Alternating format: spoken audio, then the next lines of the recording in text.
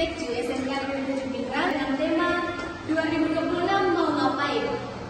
Nah, hari ini bertepatan dengan acara Isra Miraj di sekolah kami dengan peresmian gedung revitalisasi dan penarikan PKL Angkatan ke-12 tahun pelajaran 2025-2026. Nah, di depan kita sudah ada narasumber yaitu Pak Kepala Cabang Dinas Wilayah 8 Sulawesi Selatan. Nah, Bapak, saya ingin bertanya Pak, pertanyaan pertama, bagaimana menurut Bapak tentang pendidikan hari ini? Pendidikan hari ini satu PR besar di tes kemampuan akademik siswa kita itu bahasa Indonesia, bahasa dan matematika perlu diperbaiki. Yang jelas pendidikan hari ini adalah yang kita pikirkan siswa-siswa setelah tamat SMK itu bagaimana. Nah, itu yang perlu dilihat dan kalau saya sih perlu dipetakan kondisi saat ini dan kita membuat sebuah rumusan kebijakan. Untuk di Pindrang, saya pikir pendidikan hari ini untuk vokasi itu sudah on the track, tapi sudah dengan masyarakat kita, bahwa anak-anak kita dengan SMK Pusat Keunggulan itu sudah termasuk paling banyak selatan SMK kita, dan sudah ada standar industri dalam. Bisa kedepannya bagaimana ini sudah diterapkan pengajaran wisata sudah industri itu akan kemana. Dari SMK tidak ada pilihan, kalau setelah lama kita harus kerja. Kalau kita ada lagi, mau kemana ya harus kerja. Yang ketiga harus kerja. Dan tentu ya kita bekerja sesuai standar industri. Dan PR-nya adalah SMK itu sudah pembelajarannya bagus, kurikulumnya sudah bagus, terus bahkan banyak SMK Pusat Keunggulan masih dianggap SMK adalah pencetak pengangguran paling banyak. Tapi saya jawaban bahwa kita akan berusaha dalam surat al-Mulk. Kita lihat bahwa lalu setelah tamat di 3 bulan terakhir, 6 bulan terakhir setelah tamat kemana? Ada datanya. Pada kemarin di bulan 8 itu paling cepat laporan proses laporan ke pimpinan. Dan kalau ditanya SMK adalah pencetak pengangguran, ada jawabannya di berdasarkan kita lihat muka di situ. Kemudian kedua adalah rekaman yang kedua adalah rapor pendidikan.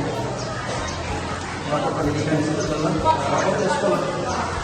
Jadi kalau mau lihat SMK 7 apakah rapor daerah, Polres atau hijau, ya kita rapor. Jadi siswa ada rapornya, sekolah ada rapornya. Jadi kalau mau ditanya tentang bagaimana kondisi pendidikan saat ini, harus terstruktur pertanyaan tersebut. Disertai data yang akurat dari ketiga untuk memotret pendidikan masa kini. Karena bukan rapor pendidikan dan juga tersasar. Karena kalau saya memberikan capaian-capaian di wilayah kabupaten kita, SMK di kabupaten kita, itu akan bersifat subjektif. Jadi kita berikan data-data di situ dan datanya ada.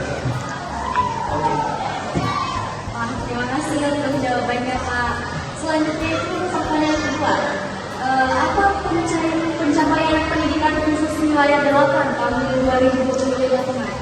Ya, subjektif kalau kita menyampaikan itu. Makanya kalau melihat ukurannya, lihat rapor pendidikan di provinsi, lihat rapor pendidikan yang ada di kabupaten, lihat rapor pendidikan di seluruh itu pencapaiannya.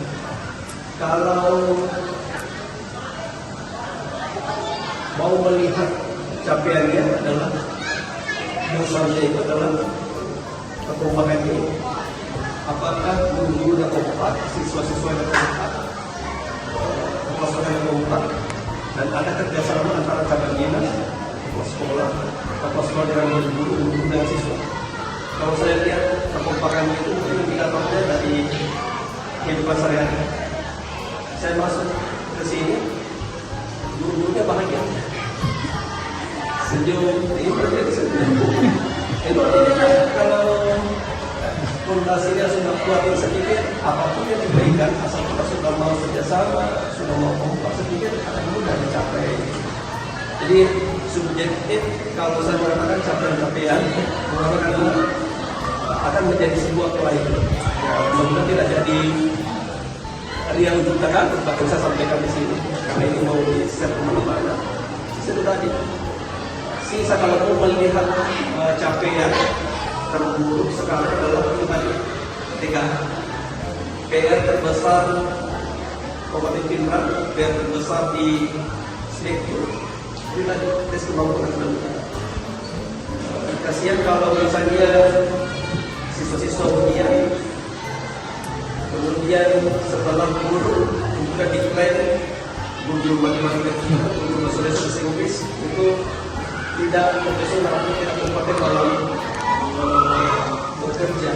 Padahal itu sudah maksimal. Jadi menjadi manipulasi kita ke depannya itu perlu ada langkah yang strategis yang harus dilakukan, dan itu pasti berbasis data, masalah, dan evaluasi 2025. Nanti 2026 ini dari data, masalah itu kita tentukan semua apa-apa yang kita kerja dan menjadi prioritas. Untuk sementara TKA yang menjadi yang harus kita benahi di 2026 ini. Kemudian capaiannya adalah capaian pekerjaan ada di 2026 ini. Capaian pekerjaan adalah sosial maju dan berkarakter. Karakter ini kita mau. Alhamdulillah saya di SMK tadi baru menggembirakan sekali. Sudah ada 4 guru kita yang hafal juz 30, 3 atau 4 siswa kita yang sudah hafal juz 30 sudah menggembirakan. Komodasinya ini harus kuat. Jadi karakter itu harus kuat. Karakter itu tadi adalah kebersamaan, kekompakan, kerjasama, dan landasan yang paling dibawahnya adalah agama. Kalau kita bisa membangun tiangnya sehingga apapun itu dan sebagainya. Oke sih. Terus menurut Bapak, apakah SMK Negeri 7 Bandung ini sudah berjalan baik, dan apa yang Bapak lakukan agar kembangkan di SMK Negeri 7 Bandung? Sudah terkira tadi semuanya. Apa yang sudah terkira? Kekompakan sudah ada, kerjasama sudah ada, karakter sudah ada, kebersamaan sudah ada. Sekarang capaian SMK itu adalah ini sudah podcast satu-satunya di Selatan ini, Pak. Ada vokasi podcast. Iya. Satu-satunya di Indonesia. Maksudnya begini, kita tidak melihat bahwa SMK itu adalah sekolah paling tinggi di bagian selatan, paling daerah pesisir di selatan, di Pindrang bagian selatan, dengan negara yang sangat terbatas, dan kita bisa bekerja. Jadi fondasinya bisa dibangun. Tetapi kalau masalah prestasi, semua sudah mendaftar di sisa kedepannya adalah perencanaan itu harus kuat, kemudian dilaksanakan sesuai dengan rencana, dilakukan monitoring secara berkala dan kontinu. Sisa setelah selesai kita refleksi apa yang harus dilakukan.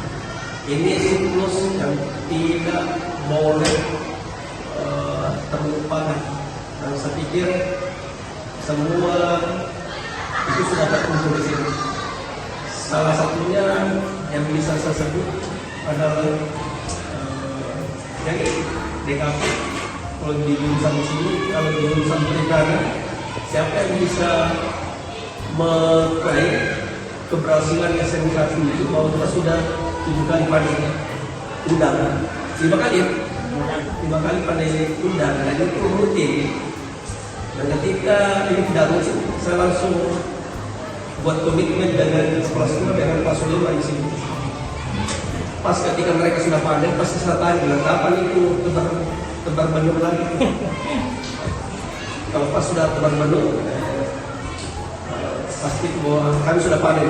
Hal yang itu harus betul dikelola dengan baik sehingga bisa dipakai untuk mendanai kegiatan selanjutnya. Contoh misalnya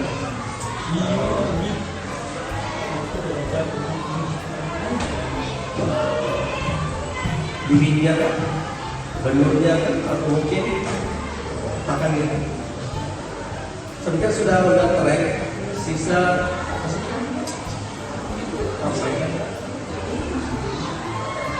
komitmen untuk tetap stabil di kegiatan. Artinya jangan timbulkan lagi. Itu yang pertama. Kemudian yang masih belum kurang itu lagi tes kemampuan akademik kita. Mungkin SMK 7 saya belum tahu berapa rata-rata nilainya. Kemudian yang lain adalah rapor pendidikan kita. Saya belum tanya teman-teman di sini berapa yang merah dari rapor pendidikan kita, berapa yang orange, berapa yang kuning, dan jelas menjadi biar sama di spektrum. Saya kasih daftar tadi sekolah dari depannya orang tua, siswa, guru. Spektrum harus target tahun ini berapa anak yang berangkat ke Jepang. Berapa anak yang berangkat ke Jepang? Karena saya tanya anak pada berangkat ke Jepang untuk kerja. Kalau dia mau kuliah, saya tanya tadi itu berapa? Unpas katanya 5 tahun ini, kemudian itu 5. Saya langsung bungkus. Kemudian PR, saya juga sebentar PR yang lain itu hadiah. Alhamdulillah semenjak mungkin SMK ini berdiri, tahun lalu sudah mempersiapkan hadiah selama 1 tahun. Mudah-mudahan 2026 ini itu hadiah sudah lulus ke tingkat provinsi. Syukur-syukur kalau kami sebentar mendata sekolah yang bawa hadiah 2026 itu diisi oleh tim hadiah, sehingga kalau tahun ini baru dua yang provinsi tahun lalu. Mudah-mudahan tahun ini semakin banyak yang hadiah. Berapa dia itu? Coba detail. Berapa dia itu? Karena semua program provinsi ada semua di sini. Toilet bersih, lingkungan bersih, penghijauan, drainase ada semua di sini. Jadi ada banyak program prioritas di provinsi. Itu kalau kita sinkronkan dengan kegiatan di program di kementerian yang dilihat itu, ternyata bisa terlaksana dari satu komputernya sinkronisasi program di provinsi dengan nasional, dan itu ada di hadiah titik teman-teman di sini itu. Mudah-mudahan kita dilihat mungkin seperti itu tadi saya semakin banyak oke lah, apa lagi terakhir Pak, kan tadi Bapak sudah datang di SMK 7 kegiatan di Surabaya, masih di digitalisasi dan berangkat TKL. Jadi kira-kira gimana nih Pak pendapatnya tentang kegiatan hari ini di SMK 7? Kaget, campur senang. Saya nggak ada planning di sini. Tiba-tiba dikagetin sama kepala sekolah. Kenapa? Kita podcast dulu. Awalnya foto-foto, ya foto-foto aja. Ternyata foto-foto gitu. Artinya saya pikir SMK dulu itu selalu membuat kegiatan-kegiatan, tapi kegiatan yang baik. Ini menjadi sebuah standar untuk SMK 7. ketika kita diundang, siap-siap dengan sebuah surprise yang akan diberikan. Saya tidak bisa dan semacam kerama itu sebuah surprise bagi diri saya.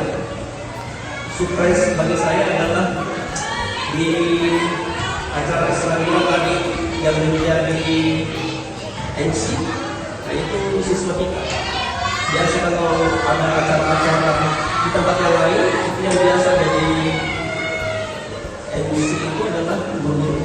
Nah ini sebuah pola yang dibangun oleh SMK 7. Pengkaderan itu bisa jalan dan menjadi sebuah latihan rasa kepemimpinan dan real. Nah, ini saya tidak elok, tidak akan senang ini ketika yang tanya ini adalah guru di sini. Kemudian MC yang tadi itu sama levelnya dengan guru juga, tapi nilai lebihnya adalah itu menjadi LDK, tempat belajar bagi siswa, tetapi menjadi sebuah nilai sangat tambah 5 tahun 10 tahun yang akan datang bagi seperti kita. Kemudian saya jadi mendirikan podcast yang berubahnya profesor lagi dengan kata yang berbeda di sini. Saya pikir itu dan mudah-mudahan titik pesan yang sempat dirasmikan juga tadi alat praktek perikanannya, mudah-mudahan mulai dari hulu sampai hilir itu dilaksanakan semua. Hulu itu adalah sedikitnya kita sudah produksi, kemudian masuk ke kolam itu sudah menggunakan standar industri, pakannya kita sendiri buat, pas panen ada dipetik olah, jangan langsung dijual supaya hulu dan hilirnya itu sudah bagus. Dan saya pikir jurusan-jurusan lain akan bisa juga. Saya dihadiahi kegiatan di sini adalah DKP, anak-anak di sana itu berlayar dan sudah terakhir mereka masih berlayar 1 bulan. Itu artinya sudah on the track. Dan sisa ini yang menjadi PR bersama kita. Setelah itu tadi standarnya sudah bagus, prosesnya sudah bagus, kurikulumnya sudah bagus. Setelah tamat ini anak kemana? Kerja mau kemana setelah tamat? Kalau kuliah oke lah, kerja oke lah, berwirausaha oke lah. Tapi ketika misalnya sudah tamat kemudian menganggur, itu kayak bersama dari kita mudah-mudahan tidak sehingga 7 semakin itu bagus terasa stabilnya. Titik kalau begitu kering terakhir titik anak-anak banyak yang kerja pergi khususnya ke Jepang karena ada program dari kementerian SMK Go Global. SMK Go Global artinya standar pekerjaan ini kita berikan dan anak-anak kita bisa bekerja ke Jerman, ke Korea, ke Jepang. Ya, saya sudah lihat tadi itu rencana berapa yang ke Jepang kan mau berangkat ya. Semua anak teman-teman kalian angkat semua kan bang. Cukup jangan lain kalau semua berangkat nanti. Tapi saya akan bayangkan kalau memang banyak ada 40 orang ada di sini, berarti kita akan buka kelas Jepang. Kalau memang betul ini, dia kita akan rujuk LPK supaya membuka kelas di sini. Tidak seperti sekolah yang lain itu campur-campur siswanya. Yang memang komitmen kita buka. Kalau misalnya tidak mau kerja, ya kemudian. Tapi kasih standar kuliahnya di mana? Kuliahnya di mana? Perguruan tingginya apa? Harus ada standar. Saya sudah menyebut tadi PR nih SMK 7. Tahun ini 5 di Unhas yang lulus, 5 yang. Terima kasih Pak sudah meluangkan waktunya untuk berbicara bersama kami di podcast. Sama-sama. Baik, itulah tadi dan narasumber kita. Jangan lupa